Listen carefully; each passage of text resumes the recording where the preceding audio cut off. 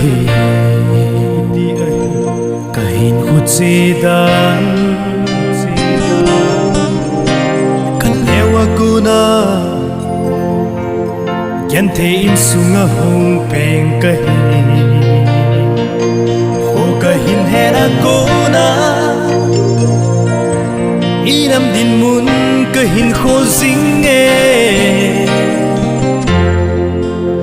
de khut noya ke vai ho mi hiu kahin iti le kanam ka gam hi zalena hin mudem ti au pumin tong sing pumin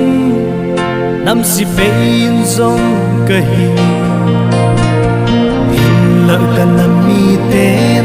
ai sang thim lo ana e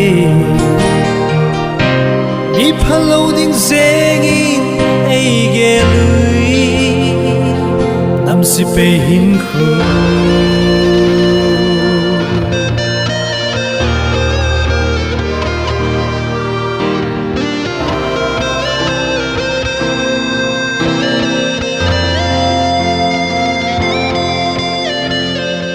ka ngai lut ka in sung mi oi le gul mi ngai cheng ka gyal zing ka ngai lut ka lung si nu ai mu da lu kamalam hin ko kinep na be I ma cha hin lo di nei gyal lui ka hin na hi mo be zing ding in kinep na ai ho be ka la le alung hadai si ol ta hin khu mang tin bo ai ge lui na kin pathin ka nei na isima ka tau zing na hello ai lung mon pi di dan hi o lung tum len ta nei ya kal sum ka hi ke Athin sung zing chu ka hi e kita ta na tong chu ka hi e nam zalen ting nga zing ka hi e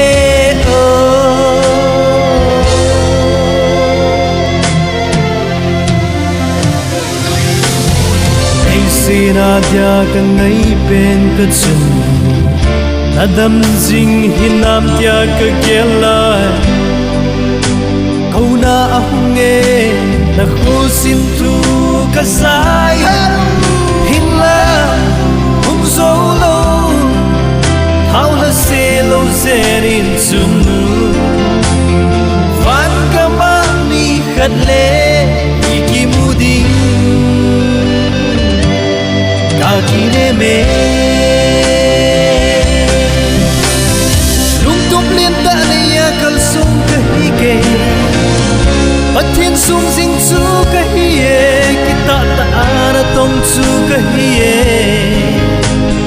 nam zalen ding nga zing chu ka hi e